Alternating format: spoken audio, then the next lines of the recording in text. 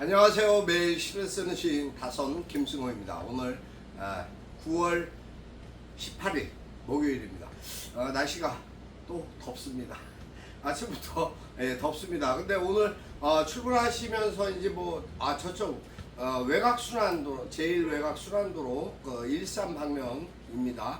그쪽에 트럭이 차량을 들어받고 넘어지는 교통사고가 있었습니다. 그걸로 인해서 도로가 전면 2시간가량, 1시간 반 이상 통제가 됐었습니다.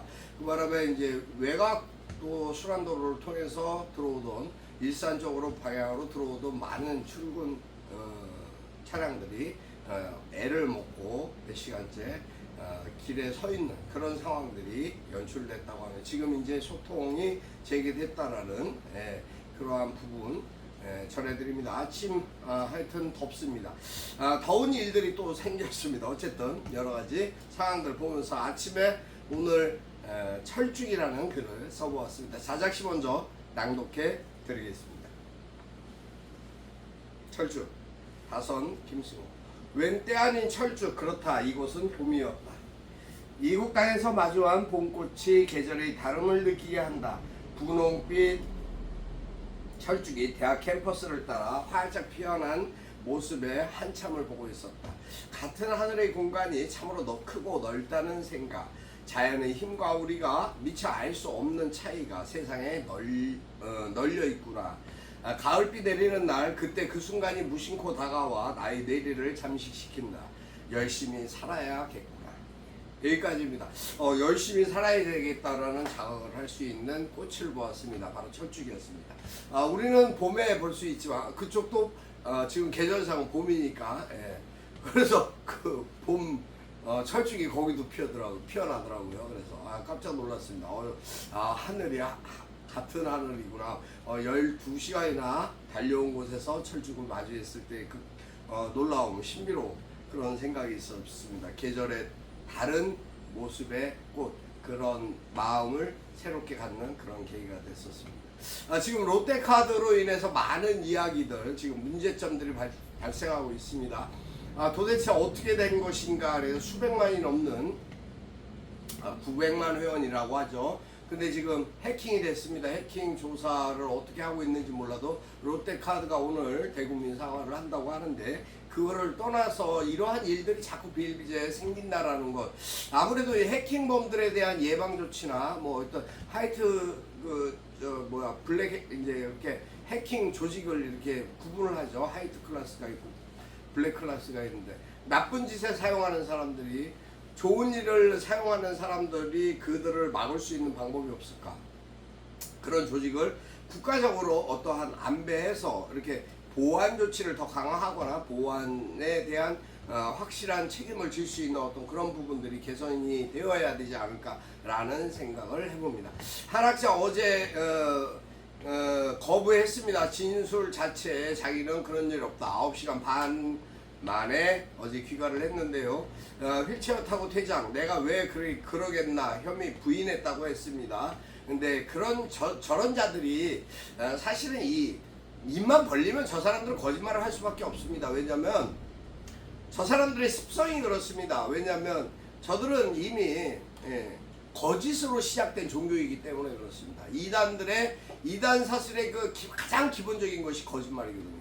거짓말을 잘해야지 되니까. 그러니까 저들의 심성, 저들의 양심 이런 걸 기대한다는 건 참으로 어리석은 판단이 아닌가라는 생각입니다. 법적 절차를 따르겠다는 의지를 특검에서는 일방적인 어떤 방향이라고 이야기를 하고요. 하여튼 강력 대응할 것이라고 합니다. 어쨌든 특검과 협의 없이 일방적으로 출석한 것, 또 범죄에 대해서 자꾸 부인하고 있는 점, 이런 좀 구속영장 청구해서 구속시켜야 됩니다. 구속시켜서 문제가 해결될 때까지 저들에게 정말 강도 높은 조사를 해야 된다라는 것이 저의 개인적인 생각입니다. 아무튼 지금 오늘 이제 그것뿐만 아니라 아침부터 제가 굉장히 분주하고 바빴습니다. 화도 많이 났습니다. 왜냐하면 우리나라 우편법이 어떻게 되어 있는지 몰라도 우체통은 수도 없이 많은데 우편물이 꽂히는 것을 잘 볼 수가 없습니다.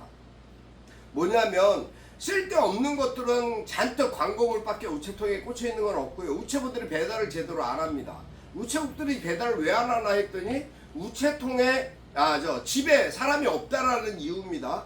등기든 등기가 아니든 어쨌든 우편물이 배송이 되면 집에 사람이 어떻게 다 있을 수가 있겠습니까? 왜냐면 먹고 살려면 일을 해야 되잖아요. 집이 비어있는 집들이 많습니다. 저희 아파트 같은 경우도 그런 것 같습니다. 근데 출근한 사람이 어떻게 우편물을 집에서 한가로이 받고 있겠습니까? 우편물이 오는지 안 오는지도 모르고 막연히 무작정 우편물을 기다리고 등기 우편물을 기다리고 있어야 된다는 건 어불성설이 이해가 되지 않죠, 여러분. 그런데 그것을 등기라는 이유, 또 법원에서 발송된 것은 직접 개인이나 본인에게 사인을 받고 서명을 받고 줘야 된다라는 이 말도 안 되는 원칙이라는 게, 그런 법이 있다라면 그 법을 바꿔버려야 된다고 생각합니다.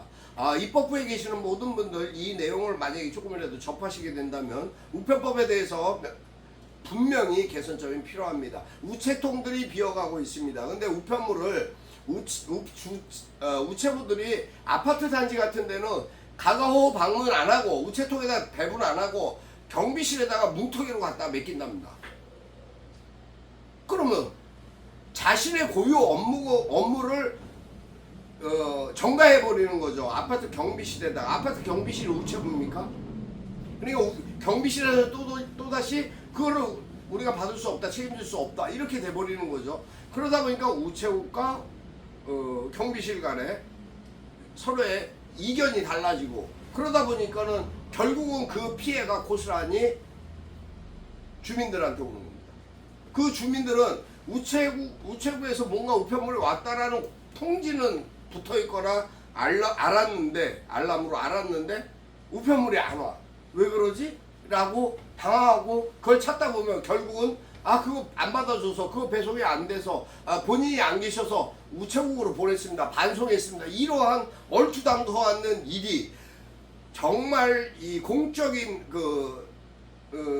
노동력이 다 붕괴돼 버리는 겁니다. 시스템에 대한 문제점 때문에. 규제가 있는 부분이 있다면 그 법안에 대한 제재를 변화시켜서 시대에 맞게끔, 국민의 시대에 맞게끔, 국민의 눈높이에 맞게끔, 입장에 맞게끔 개선해야 되는 것이 법이 아니겠습니까? 그리고 입법부 계신 분들, 그래야 되는 거 아니겠습니까? 우편물 취급하시는 우체부들 얼마나 고생하십니까? 날 덥고 날 추울 때 오토바이 타고, 요새 조금 환경이 좋아져서 이제 차로 움직이는 분들도 있으시지만 그러한 상황들을 모르는 거 아닙니다. 하지만 실질적으로 내면을 들여다보면 소비자들이, 대한민국 국민들이 피해를 보고 있다는 사실입니다. 이 부분에 대해서 확실한 개선점이 필요하다라는 말씀을 꼭 드립니다. 제가 그러지 않아도 그 일로 인해서 우체부가 이야기한 것만 듣고 관리사무실, 아파트 관리사무실에 센터장님께 항의를 했더니 그게 아니라 어제 회의를 했었는데 그러한 문제점들, 모순점들이 있습니다. 우체부가 우체통에 배송을 안 하고 경비실에다 한꺼번에 뭉탱이로 맡기는 바람에 경비도 마비가 되고 우체국 일을 안 하고, 그러다 보니까 그걸로 논의를 했는데 꼭 필요하신 분들에 대한 것 고지가 안 되거나 정한 거는, 또 집에 안 계시는 분들은 등기나, 중요한 우편물이라는 건 등기 이상이겠죠. 그럼 빠른 등기나 등기로 온 모든 관공서의 내용들은 경비실에서 맡아서 전달할 수 찾아가다로 통보하니까 맡아서 할 수 있게, 전달이 될 수 있게끔 하는 것, 그것이 원활한 시스템이겠죠. 그런 부분에 대한 오해가 있었다라고 얘기하고, 우체부는 자기가 회의에 참석한 게 아니니까 회의에 참석한 사람하고 얘기해라. 이게 도대체 뭔 말입니까? 내가 듣기로는 자신한테 들은 이야기인데. 그러니까 이러한 오해와 문제점들이 있어서 결국 제 우편물은 어디 있냐? 또 우체국에 있다는 겁니다. 그럼 우체국에 도대체 몇 번을 가야 되는 건지, 매번 등기 우편을 찾으러, 또 배송됐던 우편물을 찾으러 저는 우체국을 출근을 합니다. 일주일에 지금 3번째입니다. 도대체 이게 있을 수 있는 일인가? 저는 참으로 답답합니다. 저뿐일까요? 그래서 조사해 봐야 된다. 입법부도 당연히 이 부분에 대한 명확한 법 규정이나 내용을, 제도적 보완점을 확인해서 개선하고 고쳐야 되는 것이 국민을 위한 일이다. 먹고 놀지 말고 너희들이 문제가 있다라는 생각을 하고 있습니다.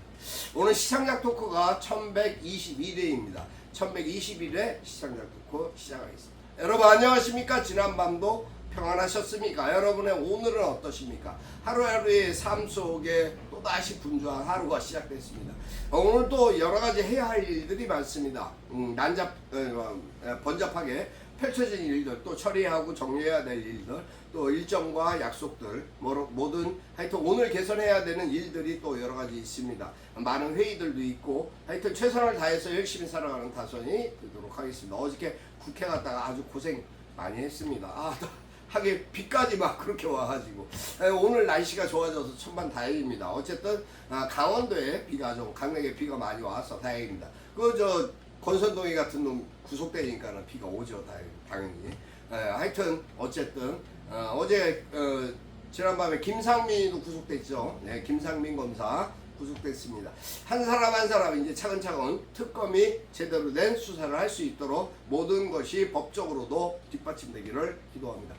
무엇보다도 지금 사법부의 수장 조희대에 대한 문제점들이 계속 여론화되고 문제점들이 드러나고 있습니다. 왜냐하면 사법부의 문제점들에 대해서 사법부는 스스로 자성의 또 성찰의 의미는 한 번도 한 적이 없습니다. 내란이 비상계엄이 발동했을 때도 쥐죽은 듯이 아무 말도 함구하고 입 닫고 있던 그들이 이제서 사법개혁을 논의하는 데에는 국민의 알 권리가 어떻고 국민의 소리를 대변해야 된다는 헛소리를 하고 있습니다. 대법원이 언제부터 국민의 대변인이 됐습니까? 국민의 소리에 귀를 기울였어요. 진짜 헛웃음밖에 안 나오는 엉뚱한 진짜 답변에 황당합니다. 사법개혁 반드시 이루어져야 된다라고 생각합니다. 이러한 부분들 때문에 적폐라는 것이 사법부뿐만 아니라 모든 조직에 다 산재되어 있는 것이 사실입니다. 과거 우리가 관행이라고 하는 관점에서 묵인돼 왔던 묵살돼 왔던 모든 편법들이 사실은 다 적폐이고 반민주적인 행위들이 많이 존속돼 있습니다. 그것들을 갖고 있는 기득권자들은 절대로 그것들을 놓치거나 잃고 싶지 않은 거죠.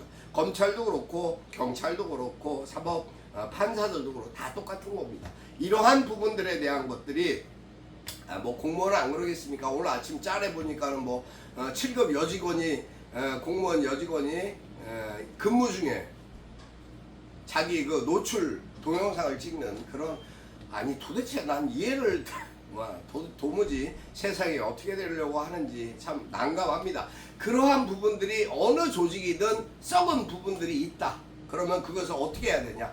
반드시 찾아나서 색출하고 개정하고 고쳐서 새롭게 해야 되는 것이 우리가 할 일이다. 이 생각을 반드시 지켜야 된다고 생각합니다. 이 부분을 개혁할 수 있는 모든 이들이 다 동참해야 된다. 그러기 위해서 국회가 정신 차리고 입법 과정과 모든 수단과 방법을 가리지 않고 국민의 소리를 기울여 들어서 그들에게 엄단의 신상필벌에 대한 엄단한 직책을 해야 된다. 또 그것을 개선해야 된다라고 생각하고 있습니다. 한덕수 진짜 그런 자가 썩은 그 자가 더 오히려 내란의 우두머리가 아닐까 싶을 정도로 그 이인자가 수상한 만남에 대한 지금 조희대와 한덕수가 만났다라는 거 지금 제보자가 분명히 여권의 실세라고 합니다. 그렇다면 저들이 거짓말하는 그 내용을 누군가 분명히 영상으로 찍은 게 있을 것입니다. 만났다라는 근거 사진만 있으면 저들은 거짓말 이제 빼박입니다. 지들은 아니라고 했으니까 저 능구렁이들, 저 친일파들, 저 밀정 같은 놈들을 당장 처단해야 된다. 저의 생각입니다. 아무튼 오늘 하루도 분주합니다. 계속되는 시간들 속에 여러 가지 해야 할 일들이 많습니다. 여러분 오늘 하루도 힘차게 그리고 건강하게 보내시기 바랍니다. 저는 또 끝나면 우체국으로 달려가야 될 것 같습니다. 감사합니다. 오늘 여기까지 하겠습니다. 건강해야 행복합니다. 여러분 사랑하고 축복합니다. 오늘 지금 응원해 주시는 분들 849분 감사합니다. 더 열심히 노력하겠습니다. 다선 김승호였습니다. 감사합니다.